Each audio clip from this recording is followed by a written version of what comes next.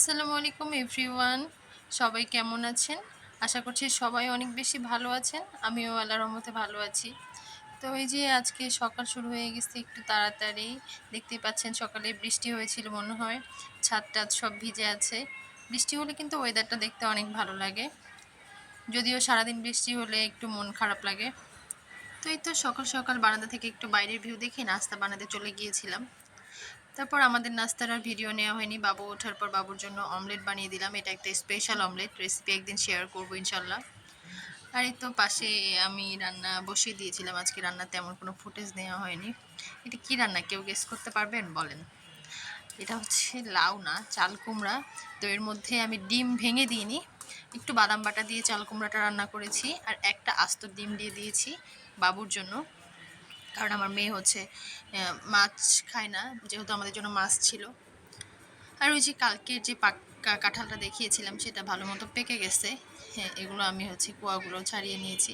দেখেন কত cute cute একদম ছোট্ট ছোট্ট কাঁঠাল, দেখতে বেশ কিউট। আমি যদিও কাঁঠাল খাই না, জানি না আসলে কাঁঠালের টেস্ট কেমন। তো এগুলোকে আমি এয়ারটাইট বক্সে ফ্রিজে রেখে দেবো, আমার হাজব্যান্ড যখন মন চাইবে খাবে।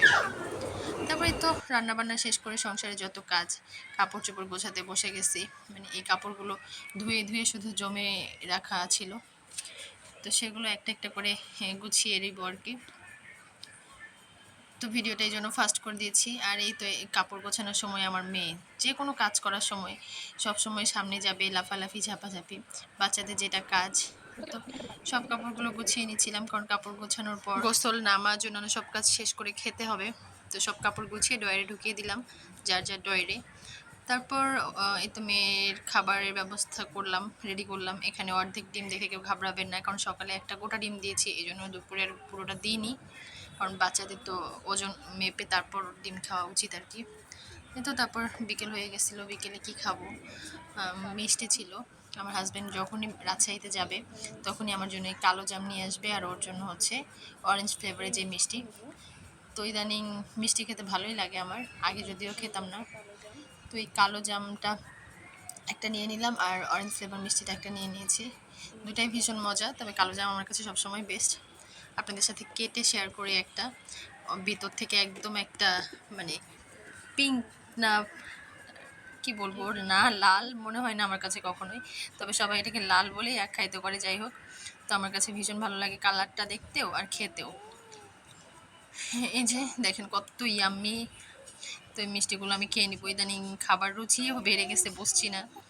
তারপরে তো খাওয়ার একটু পরে কল আসলো, একটা পার্সেল চলে আসছে। সাধারণত আমি ডেলিভারি ম্যান বাসায় নিয়ে আসি না, কারণ আমি যেহেতু একা থাকি আর বিভিন্ন ধরনের দুর্ঘটনা ঘটে এখন, এই জন্য নিজেই যাই, নিচে গিয়ে একটু কষ্ট করে নিয়ে আসি। তারপর পার্সেল নিয়ে মেয়ে দোকানে যাবে, চকলেট কিনবে, বাচ্চাদের যে বায়না, পরে ওকে নিয়ে গিয়ে চকলেট কিনে তারপর আবার উপরে উঠছিলাম। তো চকলেট কিনবো, দোকানে যাব, পার্সেল হাতে নিয়ে আর যাইনি। পার্সেলটা এখানে চেয়ারের উপরে রেখে গেছি, পরে এসে এখান থেকে আবার নিয়ে তারপর যাচ্ছিলাম, কারণ দোকান বাসার সামনেই যেহেতু। তারপরে এই তো প্রতিদিনের মতো 4 তলা কষ্ট করে উঠতে হয়। আগে মেয়েকে সবসময় কোলে নিয়েই উঠতাম, কিন্তু এখন একটু একটু প্র্যাকটিস করাই যে মা উঠো 4 তলা। আর ছোটো বাচ্চা নিয়ে কোলে নিয়ে উঠতেও তো কষ্ট হয় আমার, পাশাপাশি হাতে যদি কিছু থাকে তাহলে তো কোনো কথাই নাই। তারপর বাসায় গিয়ে দেখি কি করা যায়। এই পার্সেলটা চেক করব আর কি, শুধু কালারটাই চেক করে নিয়েছি, তাছাড়া আর কিছু মানে রাস্তায় তো ওভাবে পার্সেল খুলে চেক করা যায় না।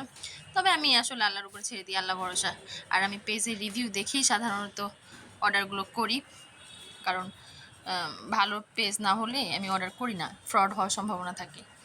তো বাসায় এসে তারপর পার্সেলগুলো দেখবো, এই যে রেখে দিয়েছিলাম একটু ছিঁড়ে, জাস্ট দেখেছিলাম পার্সেলটা ঠিক আছে কিনা। পরে এখন ওপেন করলাম। আমি কি অর্ডার করছি বলেন তো? হ্যাঁ, বুঝতে পারছেন নিশ্চয়ই, বেডশিট। 2টা বেডশিট অর্ডার করেছিলাম, একটা হচ্ছে ক্লাসিক্যাল হোমটেক্সের মানে মোটা যে রেগুলার চাদরগুলো হয় সেটা, আর একটা বাটিকের চাদর নিয়েছি। বাটিকের চাদরের প্রাইস যেহেতু কম ছিল, তাই আসলে কনফিউজ ছিলাম যে 2টা নিব না একটা নিব। প্রথমে ভেবেছিলাম 2টা নিব, পরে মনে হলো না, আগে একটু দেখি একটা কোয়ালিটি কেমন হয়, যদি ভালো হয় তখন আবার নেওয়া যাবে।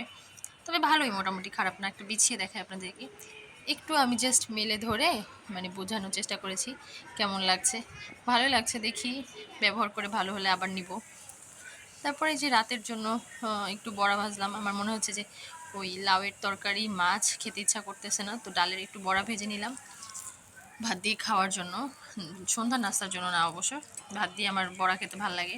সাথে আলু ভর্তা থাকলে তো কোনো কথাই নেই, তবে আজকে আলু ভর্তা ছিল না, তবুও বড়ার সাথে ওই চাল কুমড়ার তরকারি দিয়ে খেয়েছিলাম। তো আমি বড়াটা সবসময় খাওয়ার আগেই ভাজি, তাহলে মুচমুচে থাকে, আগে ভেজে রাখি না। লাল লাল করে বড়া ভেজে নিচ্ছিলাম। আমার মেয়েও গরম অবস্থায় বড়া খায়, আর বড়া ভাজতেই কেন জানি আমার রমজান মাস একটা ফিলিংস চলে আসে মনে।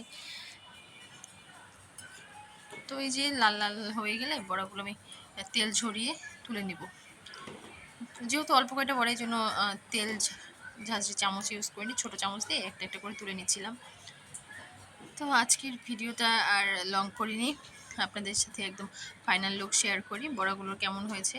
ভিডিওটা ভালো লাগলে লাইক কমেন্ট শেয়ার করে পাশে থাকবেন। ধন্যবাদ।